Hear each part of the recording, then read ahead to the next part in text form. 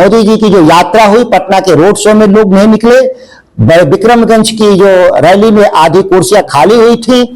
लोग अब जान गए हैं बिहार का बच्चा बच्चा कि ये जुमले की सरकार है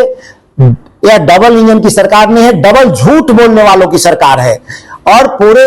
बिहार के विकास से, शाहबाद के विकास के लिए विक्रमगंज में न आरा मुंडेश्वरी रेल लाइन की घोषणा हुई, न सोन नहर के आधुनिकीकरण का सवाल खड़ा हुआ, न डेयरी में रेल फैक्ट्री के लिए आज सवाल खड़ा हुआ।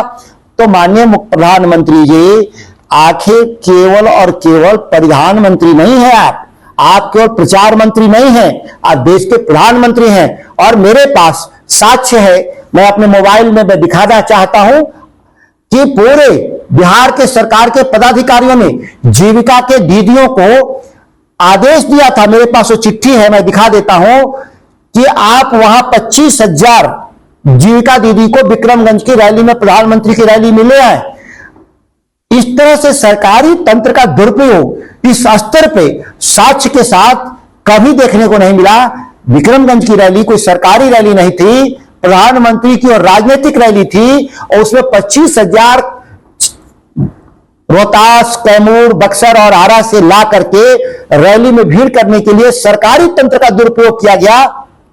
जिसका साक्ष्य मेरे पास है, मैं आपको दिखाना चाहता हूं। आप जो आरोप है मेरे, वो गलत आरोप है, आप देख लें इसको नजदीक से। ये जो सरकार के क्या लिखा है इसमें देखा था,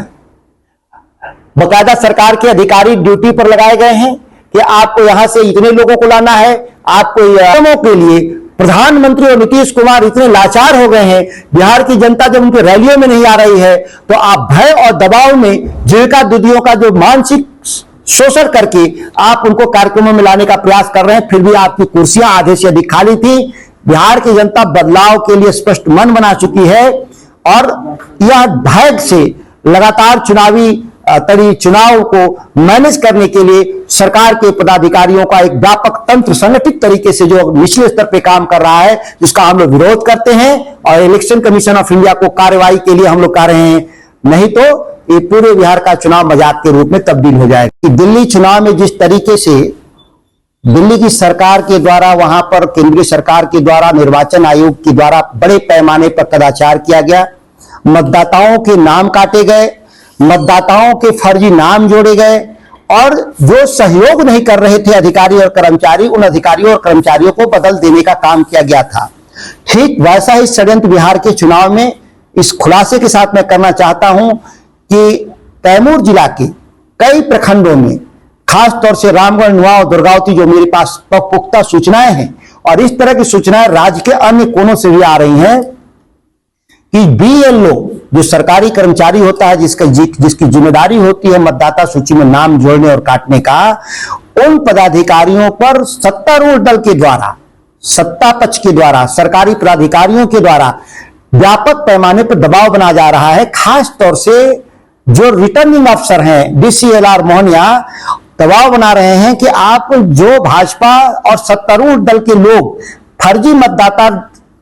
इनरोलमेंट के लिए आते हैं उसका सहयोग करें, और जिन BLO ने दबाव में आने से मना कर दिया, जो कानून का पालन करना चाहते हैं, ऐसे 44 लोगों को हटाने के लिए एक पत्र तैयार उन्होंने किया है। 10 नुआव से, 16 रामगढ़ से, 18 दुर्गावती से।